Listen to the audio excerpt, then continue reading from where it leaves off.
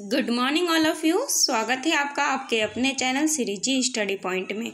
और इस वीडियो में हम कवर कर रहे हैं मौर्य काल, जो 322 ईसा पूर्व से 185 ईसा पूर्व तक का काल है। तो चलिए स्टार्ट करते हैं आज के सेशन को। चाणक्य का अन्य नाम। तो चाणक्य का अन्य नाम था विष्णुगुप्त और ये तक्षशिला के निवासी थे, जिसे इतिहास में चाणक्य या कौटिल्य के नाम से भी जाना जाता था। इन्होंने नंद वंश के अंतिम शासक धनानंद को मगध के सिंहासन से हटाकर चंद्रगुप्त मौर्य को गद्दी पर बैठाने में सहायता की थी। किसकी तुलना मैकियावेली के प्रिंस से की जाती है? तो कौटिल्य के अर्थशास्त्र की तुलना मैकियावेली के प्रिंस से की जाती है।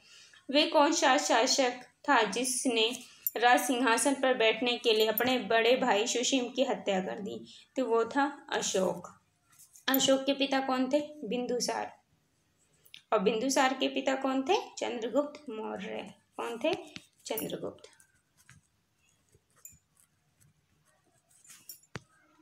चंद्रगुप्त वही चंद्रगुप्त जिन्होंने मौर्य साम्राज्य की स्थापना की। सम्राट अशोक की वह कौन सी पत्नी थी जिसने उसको प्रभावित किया था? तो कारुवाकी जो थी, उन्होंने उसे प्रभावित किया था। अशोक ने अपने सभी अभिलेखों में एकरूपता से किस प्राकृत का प्रयोग किया? तो अर्धमगधी प्राकृत का प्रयोग किया। बिंदुसार ने विद्रोह को कुचलने के लिए अशोक को कहाँ भेजा? तो उन्होंने तक्षशिला भेजा था अशोक को विद्रोह को कुचलने के लिए। निम्नलिखित में से वह व्यक्ति कौन था जिसका नाम देवन प्रियदर्शी था? वो थे अशोक। निम्नलिखित में से कौन सा प्राचीनतम राज्यवंश है? तो गुप्त, कुषाण, कौरव, ये सब मौर्य वंश के बाद आए। तो सबसे इन ऑप्शनों के अकॉर्डिंग तो मौर्य वंश सबसे प्राचीन था। कौटिल्य या चाणक्य किसका प्रधानमंत्री था? चंद्रगुप्त मौर्य का था। कलिंग विजय के उपरांत अशोक ने निम्नलिखित में से किस धर्म को अंगीकार कर लिया था? तो उन्होंने बौद्ध धर्म को अंगीकार कर लिया था। चंद्रगुप्त के शासन के विस्तार में किसने सहायता की थी? तो चाणक्य ने की थी। तो चाणक्य के बारे में चंद्रगुप्त के बारे में कुछ पॉइंट जान लेते हैं। चंद्रगुप्त मौर्य 322 BC में मगध की गद्दी पर बैठे और 298 BC तक शासन किया। यूनानी लेखकों ने चंद्रगुप्त मौर्य को सेंड्रोकोटस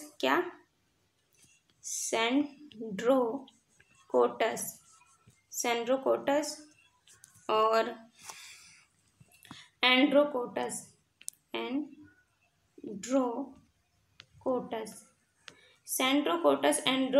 के नाम से भी पुकारा। चंद्रगुप्त मौर्य के समय में प्रमुख घटनाओं में बैक्ट्रिया के शासन सेल्यूकस के साथ 305 BC का युद्ध था। कौन था सेल्यूकस कौन था? वो सिकंदर का सेनापति था, जिसे पश्चिमोत्तर भारत का अधिपति बनाया गया था। तो जो सेल्यूकस था, युद्ध हुआ जिसमें बाद में संधि हो गई थी और सेल्यूकस ने अपनी पुत्री का विवाह चंद्रगुप्त मौर्य के साथ कर दिया और अपने प्रांतों का कुछ भाग दहेज के रूप में दे दिया और मेगास्थनीस नामक दूत को भारत भेजा।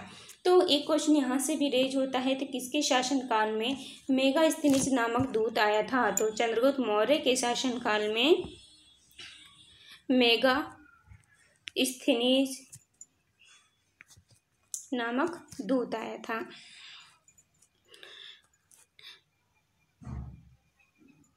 और जो चंद्रगुप्त मौर्य थे, उन्होंने मगध में 12 वर्ष का अकाल पड़ने पर चंद्रगुप्त मौर्य ने अपने साम्राज्य का भार अपने पुत्र बिंदुसार को सौंपकर जैन साधु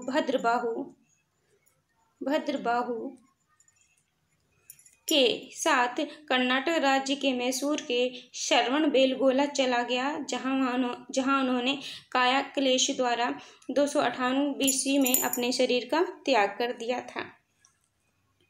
और रुद्रदामन के जूनागढ़ अभिलेख से पता चलता है कि चंद्रगुप्त मौर्य ने गिरनार में सुरंदर झील का निर्माण करवाया और उत्तर प्रदेश में अपना एक गवर्नर पुष्यगुप्त को नियुक्त कराया था। चंद्रगुप्त के शासन का विस्तार में किसने मदद की? चाणक्य ने। सांची किस कला व मूर्ति कला का निरूपण करता है? तो बौद्ध कला का निरूपण करता है। कौन करता है? सांची का स्तूप। प्राचीन भारत का वे प्रसिद्ध शासक जिसने अपने जीवन के अंतिम दिनों में जैन धर्म अपनाया वो थे चंद्रगुप्त मौर्य। मौर्य साम्राज्य की स्थापना किसने की? तो चंद्रगुप्त मौर्य ने। मौर्य साम्राज्य में प्रचलित मुद्रा का क्या नाम था? तो पर्ण था। निम्नलिखित में से अशोक का उत्तराधिकारी कौन था? तो ऑप्शन ए कुणाल। मुद्रा राक्षस का लेखक कौन थे? तो विशाखादत्त थे। विशाखादत्त के प्राचीन भारतीय नाटक मुद्रा राक्षस की विषय वस्तु तो क्या थी? ऑप्शन डी है चंद्रगुप्त मौर्य के समय में दरबार के दुर्भिसंधियों के बारे में।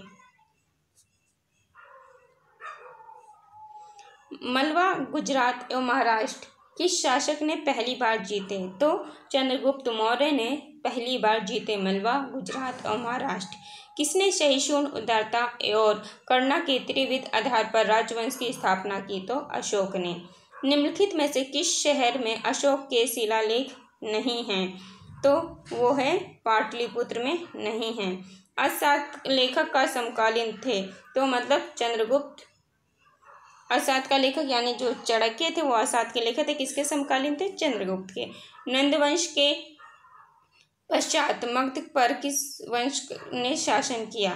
तो मौर्य वंश ने। चंद्रगुप्त मौर्य ने स्थापना की मौर्य वंश की। मौर्य काल में शिक्षा का सर्वाधिक प्रसिद्ध केंद्र था। कौन था? Option C Takshashila. मेगास्थनीज की पुस्तक का क्या नाम था? तो उसका मेगास्थनीज की पुस्तक का क्या नाम था? तो उसकी पुस्तक का नाम इंडिका था। मेगास्थनीज जो चंद्रगुप्त मौर्य के समय में भारत आया था और उसने कौन सी पुस्तक लिखी थी? इंडिका। जिसके ग्रंथ में चंद्रगुप्त मौर्य का विशिष्ट रूप से वर्णन हुआ है वे है क्या है? विशाखादत्त। कौन सी है? विशाखादत्त। वे स्तोत्र जिसमें पाटलिपुत्र के प्रशासन का वर्णन उपलब्ध है वे है तो कौन सा ऑप्शन है इसमें? इंडिका। इसमें क्या है? चंद्रगुप्त के पाटलिपुत्र के प्रशासन का वर्णन मिलता है। अशोक के शिलालेखों में प्रयुक्त भाषा है तो अशोक के शिलालेखों में जो प्रयुक्त भाषा है वो है ऑप्शन बी प्राकृत। निम्नलिखित में से किस मौर्य राज्य ने दक्कन की विजय की प्राप्ति की थी? तो इसका ऑप्शन है बी चंद्रगुप्त मौर्य ने दक्कन की विजय प्राप्त की थी।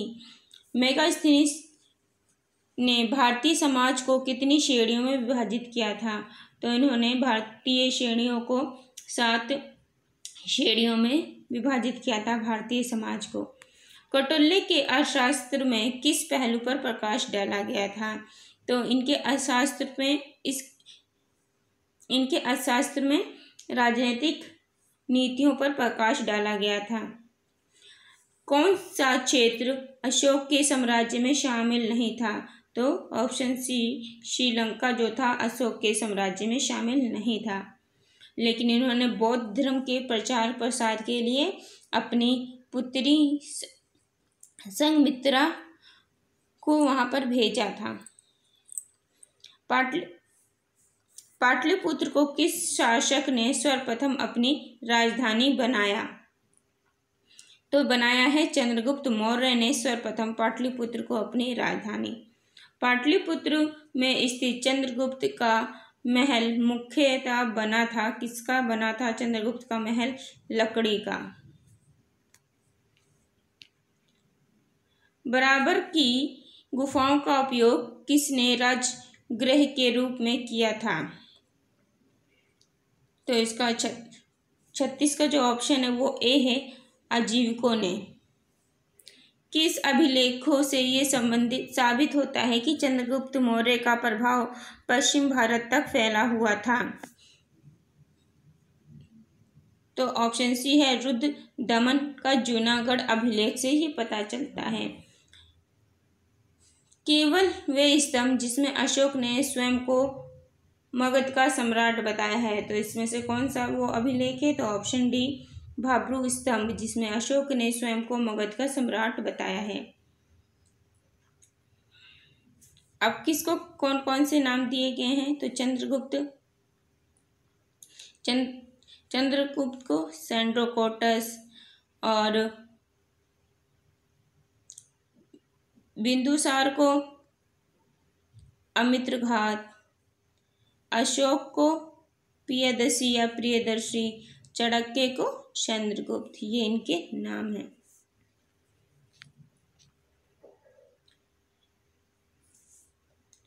कलिंग युद्ध की विजय तथा क्षत्रियों का वर्णन अशोक के किस शिलालेख में मिलता है?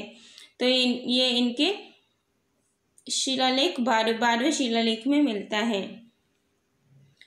प्रसिद्ध यूनानी राजदूत मेगनेस्तीज भारत में किसके दरबार में आए थे? तो हर्षवर्धन के दरबार में आए, चंद्रगुप्त मौर्य के दरबार में आए थे।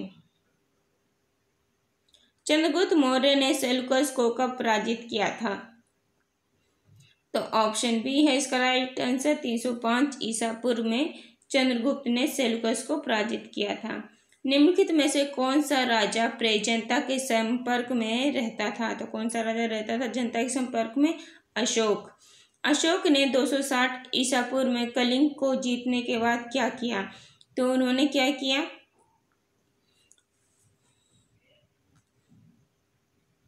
तो ऑप्शन सी है, भारी रक्तपात देखकर युद्ध की नीति को सदा के लिए उन्होंने त्याग दिया। अशोक के अधिकांश अभिलेख किस भाषा में या लिपि में हैं? तो उनके अधिकांश अभिलेख प्राकृत व ब्राह्मी लिपि में हैं। किस ग्रंथ में चंद्रगुप्त मौर्य के लिए विशल या निम्नकुल शब्द का प्रयोग किया गया है? तो मुद्रा राक्षस में उनके लिए निम्नकुल शब्द का प्रयोग किया गया है।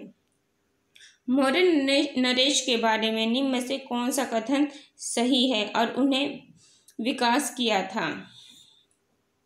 तो इसका जो राइट आंसर है ऑप्शन डी है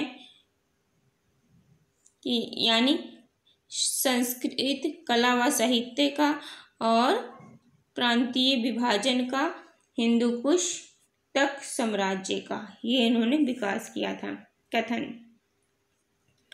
अशोक ने कलिंग को मौर्य साम्राज्य में जोड़ लिया था। कारण कलिंग दक्षिण भारत को आने वाली स्थलीय व समुद्री मार्ग को नियंत्रित करता था। तो ए और आर दोनों ही सही है। आर ए की सही व्याख्या करता है, ये राइट आंसर है।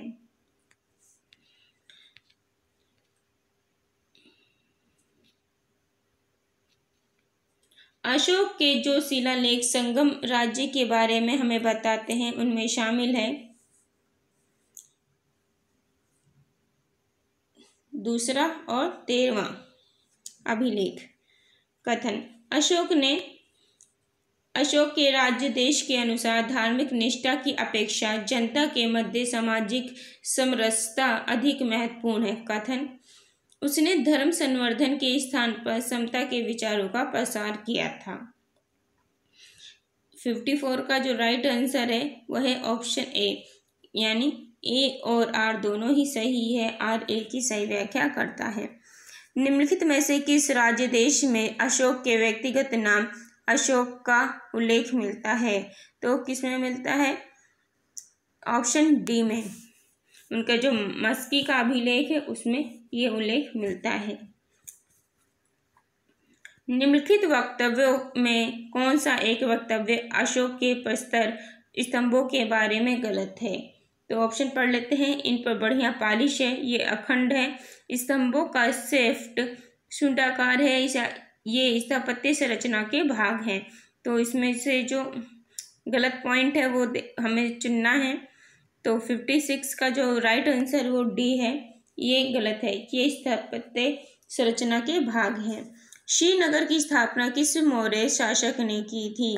तो श्रीनगर की जो स्थापना की थी वो अशोक ने की थी। किसने की थी?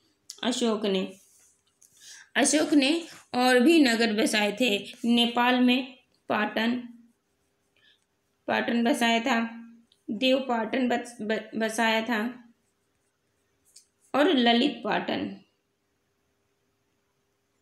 ललित पाटन, और कश्मीर में श्रीनगर बचा था। Clear point.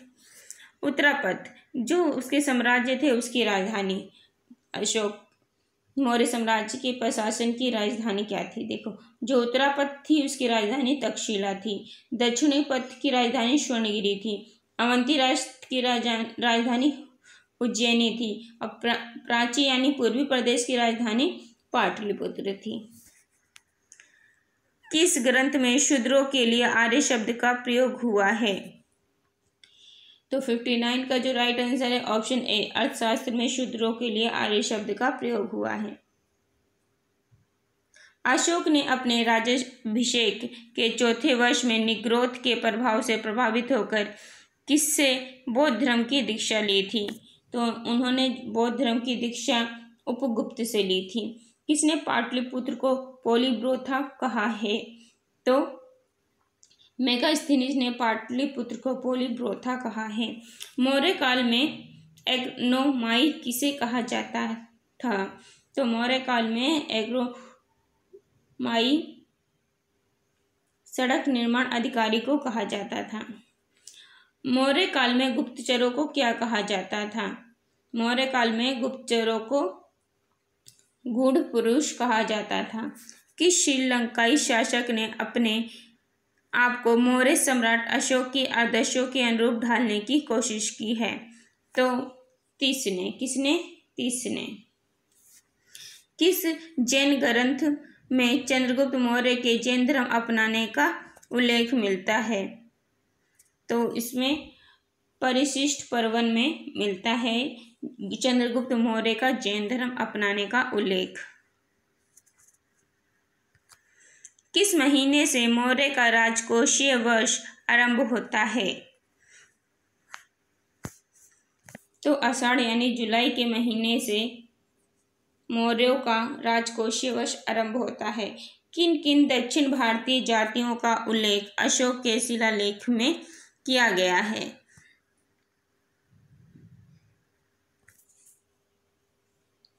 तो इसका राइट आंसर ऑप्शन ए है। तो इसमें चोल है, पांडे है, सत्यपुत्र है और केरल पुत्र है। अशोक के बारे में जानने के लिए सबसे महत्वपूर्ण स्रोत क्या है? तो शिलालेख, क्योंकि उन्होंने शिलालेखों का निर्माण करवाया था। अशोक के काल में कौन सी लिपि दक्षिण भारत में परिवर्तित हुई थी? तो वो लिपि है ब्राही। अशोक का अभिलेख भारतीय उपमहाद्वीप के बाहर भी पाया जाता है। निम्नलिखित में से किस देश में ये पाया गया? तो ये पाया गया है अफगानिस्तान में। अत्यंत पॉलिश किए गए एकाश अशोक स्तंभ जिस पांडुरंजित बालुकशम के एकल टुकड़ों में तक्षित किए गए हैं उसे साधारणतः कहाँ की खदानों से निकाला गया? तो उसे निकाला गया है मिर्जापुर के समीप चुनार से। भारतीय लिखने की कला नहीं जानते थे, ये किसकी युक्ति है? ये युक्ति है मेगास्थनीज की। मौर्य सम्राट ने एक विदेशी राजा सीरिया के एडियोकस फर्स्ट से अंजीर शराब व दार्शनिक को भारत भेजने का आग्रह किया था। तो किसने किया था? बिंदुसार ने किया था। लेकिन उन्होंने क्या नहीं भेजा था? दार्शनिक नहीं भेजा था और सब कुछ भेजा था। दो चीज भेजी थी, अंजीर और शराब, लेकिन दार्शनिक नहीं भेजा। अशोक द्वारा कलिंग पर चढ़ाई की जाने के लिए कौन सी सबसे महत्वपूर्ण स्रोत है? तो कौन से महत्वपूर्ण स्रोत हैं? दिव्य वादन। बिंदुसार के बारे में जान लेते हैं।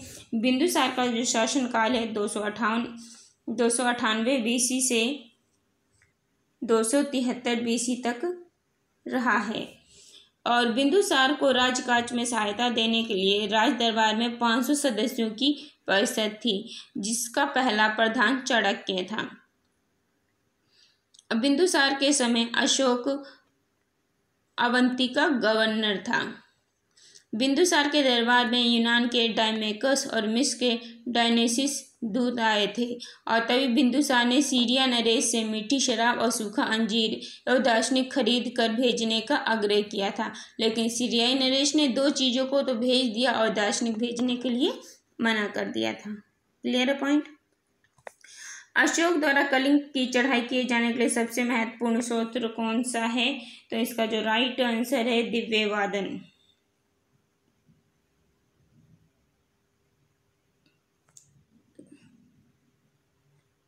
सॉरी, इसका है 13वां बृहत शिलालेख। तो इसका जो आंसर है राइट 13वां बृहत शिलालेख है।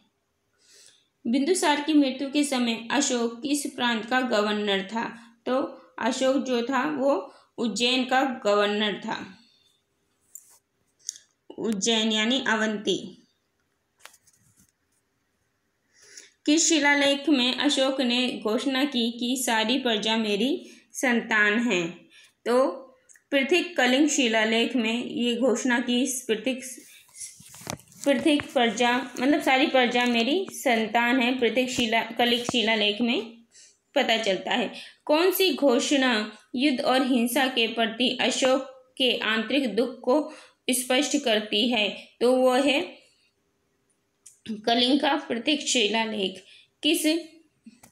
किस शिलालेख में अशोक की ये घोषणा अंकित है कि किसी भी समय चाहे मैं खाता रहूं या रानी के साथ विश्राम करता रहूं या मैं अपने अंतशाला में हूं, मैं जहां भी रहूं मेरे महामात्य मुझे स्वजन कार्य के लिए संपर्क कर सकते हैं। तो यह है ऑप्शन डी 6वें शिलालेख में। निम्नलिखित में से कौन अवरोही क्रम में मौर्य साम्राज्य के अधिकारियों का नाम बताता है? तो यह है पहले प्रादेशिक, फिर राजुक, फिर युक्तक। विष्टि है, तो विष्टि क्या है? ये बेगारी है। बेगारी यानी काम करवा लेना और उसे पैसे ना देना, ये होती है बेगारी। मौर्य काल में सीता से क्या तात्पर्य है? तो मौर्य काल में सीता से तात्पर्य है राजकीय भूमि से प्राप्त आय। निम्नलिखित में मौर्य काल का सबसे अच्छा नमूना कौन है? तो सबसे अच्छा नमूना है स्तंभ। कहाँ से प्राप्त अभिलेखों से मौर्य काल में अकाल, सूखा जैसी देवी प्रकोप के समय राज्य द्वारा राहत कार्य किए जाने का विवरण मिलता है? तो महास्थान बांग्लादेश और उत्तर प्रदेश के शाहगोरा से। अशोक ने श्रीलंका में बौद्ध धर्म का प्रचार हेतु किसे भेजा? तो उसने 2 को भेजा, महेंद्र और संघमित्रा, पुत्र महेंद्र और पुत्री संघमित्रा को। अशोक के मानसेरा एवं शहबाजगढ़ी से प्राप्त विहित शिलालेखों में किस लिपि का प्रयोग किया गया है? तो इसमें खरोष्टी लिपि का प्रयोग किया गया है। कहाँ से अशोक ने द्विभाषाई ग्रीक और अरमाइक अभिलेख प्राप्त हुए हैं? तो कहाँ से हुए हैं इनके ग्रीक और अरमाई लेख प्राप्त? शायकुना या कंधार से। अशोक के बारे में जान लेते हैं। और इनका शासन, जैसे कि बिंदुसार की मृत्यु 273 BC में हो चुकी थी, लेकिन बिंदुसार की मृत्यु के बाद उन्होंने 4 साल तक सत्ता के लिए संघर्ष किया और 269 BC में अशोक राजा बना। ऐसा कहा जाता है कि अशोक ने अपने 99 भाइयों की हत्या कर गद्दी पे बैठा है और सामान्य विचारधारा है कि अशोक ने अपने बड़े भाई सुसीम की हत्या कर गद्दी पे बैठा। अशोक का शासनकाल 269 BC से 232 BC तक रहा है। अशोक की प्रमुख विजय में कलिंग विजय महत्वपूर्ण थी, जो अपने राजाभिषेक के 9वें वर्ष में की गई। 260 BC में कलिंग विजय के बाद साम्राज्यवादी की नीति का परित्याग कर दिया और धर्म विजय की नीति को जारी किया। धर्म यात्रा के क्रम में सबसे पहले बोध गया गए थे। अशोक ने नेपाल में पाटन, देवपाटन, ललित पाटन नामक नगर बसाया और कश्मीर में श्रीनगर नामक नगर बसाया। और उन्होंने अपनी पुत्री संघमित्रा और पुत्र महेंद्र को श्रीलंका में बौद्ध धर्म के प्रचार प्रसार के लिए भेजा। अशोक ने आजीविकों के लिए वर्षाकालीन आवास के लिए बराबर की पहाड़ियों में गुफाओं का निर्माण करवाया, जिससे उन्हें वर्षा से सुरक्षा मिल सके।